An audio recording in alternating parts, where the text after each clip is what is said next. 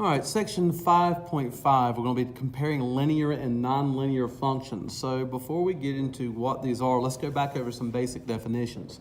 A function is a relationship that pairs each input with exactly one output, all right? So that should be a little bit of review. Basically, you're only going to have one input, one X variable, one independent variable, okay? And it's only going to be matched with only one output or Y variable or a output, a dependent variable. All right, so that should be kind of a review on that concept. Now, the next piece is linear functions. So linear functions is a function whose graph is a non-vertical line. And we talked about this in one of the earlier videos. It's basically can be written as y equals mx plus b, or as we learned in the previous video, we can rewrite it as f of x equals mx plus b. So long story short, a linear function makes a line, not a vertical line, but a line. All right, so a nonlinear function is really simple in that regards. The definition states that a function that does not have a constant rate of change. What this really means, and let's keep it nice and simple, in essence, it does not make a line. That's all a nonlinear function is. It's still a function. It still has exactly one input compared to one output. That ratio is still the same, but it doesn't make a line. And we can kind of give you a couple examples. So we here right there have a basic linear function. It's not that hard, not that complicated to see. And look at this. These are still functions because the X input still matches up with one Y output, but it doesn't make a line. I've got a zigzag here, and this is what we call a parabola. So nothing complicated on that. Now, let's go ahead and look at some actual things. It says graph the data in the table, decide whether the function is linear or not. So let's basically do that. So I'm looking at the numbers here. I have 2, 0, 2, 4. So why don't we use our x-axis and we're going to count by 2. So this will be 2, that will be 4. And this would be 2, 4, and 6. So those would be our negatives. And let's look at our y's. So I have 0, 4, and 16. So 4, 8, 12. Yeah, let's count by 4s on my y-axis because we can. That's one thing. How do I know what to count by? Well, you just kind of got to guess and see if it fits. All right, so I guessed 4. And we'll do the same thing here. 4, 8, 12, 16, and all these are negative. So let's plot these points. I have negative 2 and 4. Well, negative 2 and 4 would be here. Then the next one is 0, 0. Then the next one is 2 and 4. And then the next one is 4 and 16.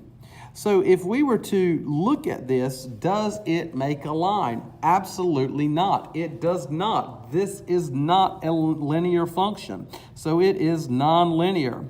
Now, we could also look at something else, and we can look at the rate of change. That should be like ringing bells in your mind and thinking, hey, wait a minute, rate of change is slope. So if we were to try to find the slope of this, what we would notice is that my x has a plus 2 each time. But when we look at the y, I have a negative 4, and then I have a plus 4, and then I have a plus 12. Notice how these did not have a constant rate of change. This did, 2, 2, 2, where this didn't, negative 4, positive 12. So it was not a constant rate of change. Therefore, we can prove it to be nonlinear. So that's two ways. We can look at the rate of change, or we can simply graph it. So let's look at this one right off the bat. Let's look at the rate of change this time.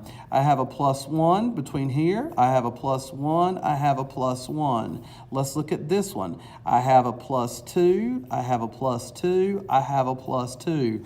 Right now, based upon that, I have a constant rate of change. So without even graphing it, I am going to say that this is linear because it has a constant change of x and a constant change in y.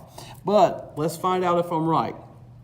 So let's count by, say, 2s this time. So we'll go 2, 4, 6, and 8. And I'm going to do the same thing, 2, 4, 6, 8.